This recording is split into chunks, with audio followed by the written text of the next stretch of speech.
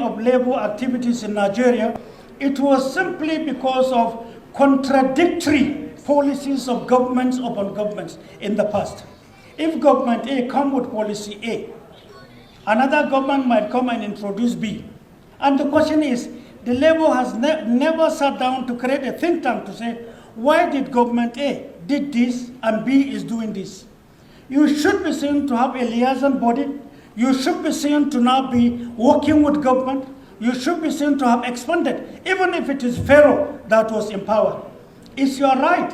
The fact that they are called military government is different. But I tell you that it's a game.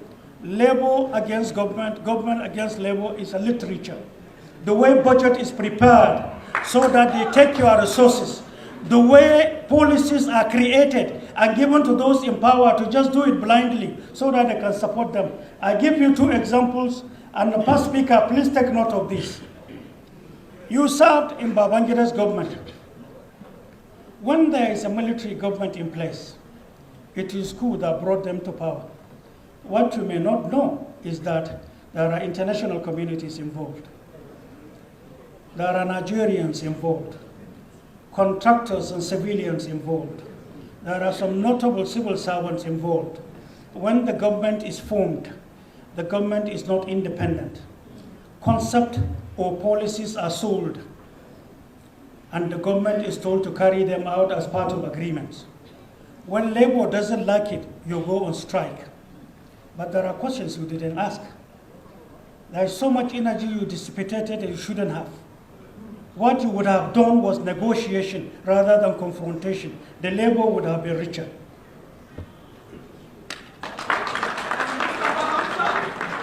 There was a psychological aspect of it.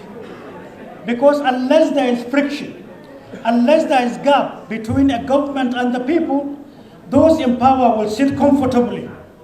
But the more they create stories and friction is raised, out of nothing, government will not be on her feet.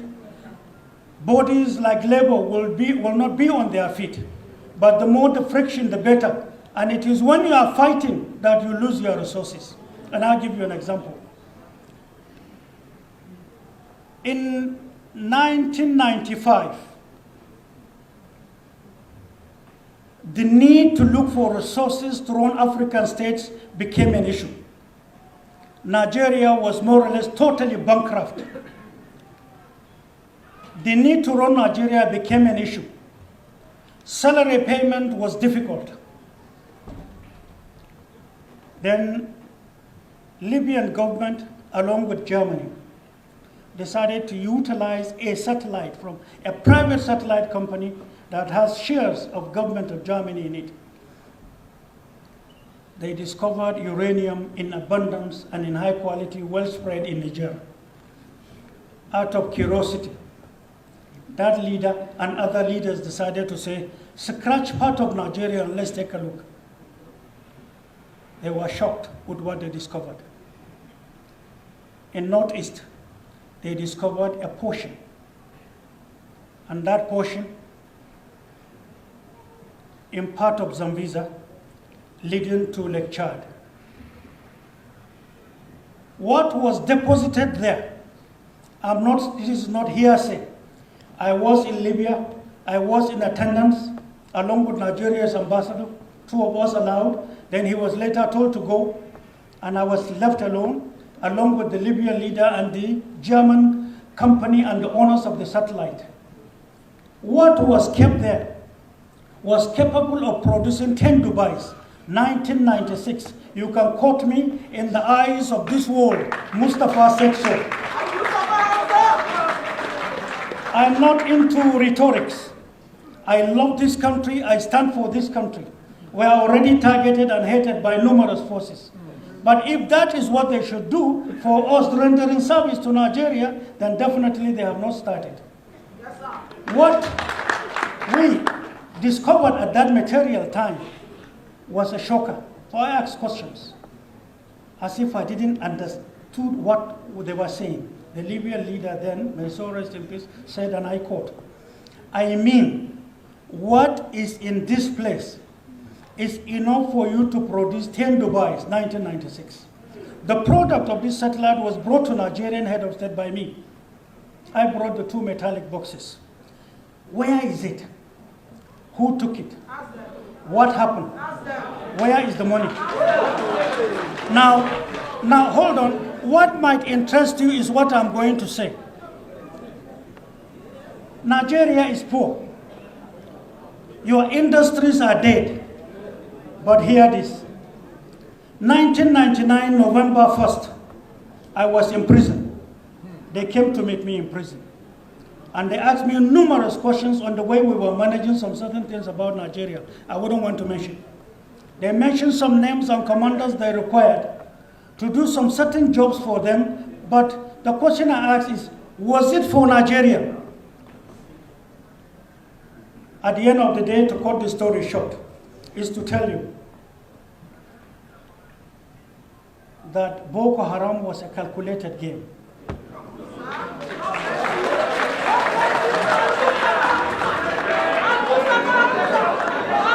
No, I'm begging you, see,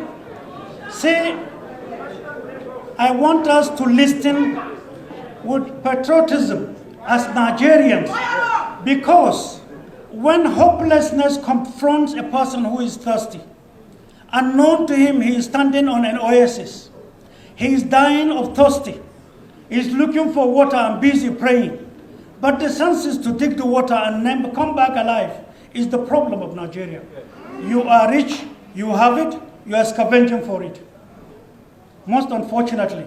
Now, from that time till now is 23 years. People might not tell you this, I'm telling you. I'm ready to be accused, abused, it doesn't matter. I am here. Precious stone has been what they have been taken. Boko Haram were our sons and daughters given a wrong indoctrination. Taking opium from Afghanistan, the harshest in the world, mixing some wood, a certain chemical. When they dip a date in it, and then after 4 hours, whosoever takes it becomes a robot. You are totally robotic. You will respond to orders. You will not feel pain. You will not think. You will not reason. They kill numerous soldiers, many widows in barracks, many orphans littered all over, many refugees scattered around Nigeria. Is labor aware? Keep that aside. It's the social ills created for Nigeria and Nigerians. What you may ask yourself is, how much of this real stone have they taken in 23 years? What has it contributed to Nigeria's growth? Did they build one single textile with the money? Who are the Nigerians collabing with their external factors? When did it start and how many regimes work with them? Can you even quantify the number of officers, soldiers killed, traditional rulers? Can you quantify the friction created between Muslims and Christians? When a bomb is lodged in a church, they will quickly write in the paper the next day, it was Mosque A that did it, and vice versa. They bomb the mosque and blame the church. It's not true. It's a game. So that when you fight yourself, when confusion keeps you aside, they are busy taking what you have. But you sit down. You see, you sit down and look at newspapers and you believe in it. No, there are numerous respected journalists who are highly patriotic, who are highly respected. There are many of them I can fight for with my blood. But they are poor. They are professionals. They don't have money. They have to write what they are told to write. They need job. Who is fighting for them? Keep that aside.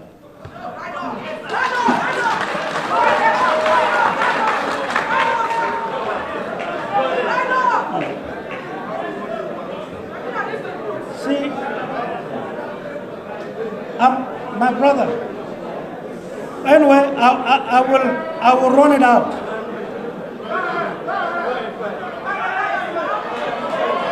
I'll run out.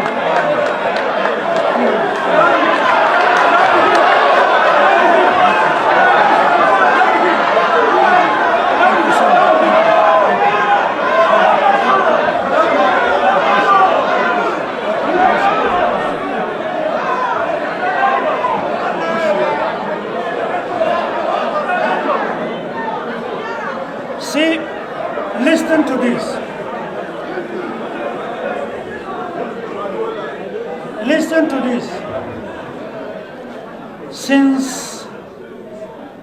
Since Boko Haram started, at one point in time you had satellite, but there was a story that your satellite disappeared. Because if the satellite were to be around, it would have given locations to your security. They would have seen and known and identify and arrest numerous participants that are taking your precious stones. And some notable names in Nigeria would have been mentioned. Suddenly there was a story, your satellite disappeared. The most disheartening story that only kindergarten children can accept. I tell you with all sense of humility, we investigated that, not in Nigeria. We went to numerous countries to know the game being played against Nigeria. At our own cost, taking risk to do so. What we have discovered is a shame, monumental shame before man and before our Creator. In the time to come, you will understand, because we'll address Nigeria, and it doesn't matter whose toes we stepped on. We will educate Nigeria.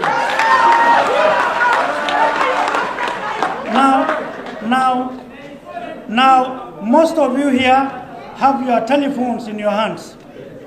Listen carefully. Labour is poor, agreed. Nigeria is poor, agreed. Most of you have telephones here. Google as I talk. How much is a kilogram of rhodium in international market today? Kaduna, where you have most of your industries then, the best four, the pride of all, were in Kaduna yesterday. But how much rhodium do you have in Kaduna? And how much is it per kilogram? Meaning a container is enough. Anyway, I have 2 minutes to go, but a container, a kilogram, hold on, a kilogram of it in world market today is either 440 something thousand per small kilogram. They are taking it in containers, in hundreds of containers. They find their way to the ports. They go into the international market. That is to say, if Labour can agree with the federal government, take 10 containers, you will be the richest rich, you will have your industries, you will have your market, you will have your dreams attained, your children will have all it takes, you will live well. The question is, why are we not making sense with who we are and what we have? That's what I'm talking about. Since I have a short time, my concern is security of the product.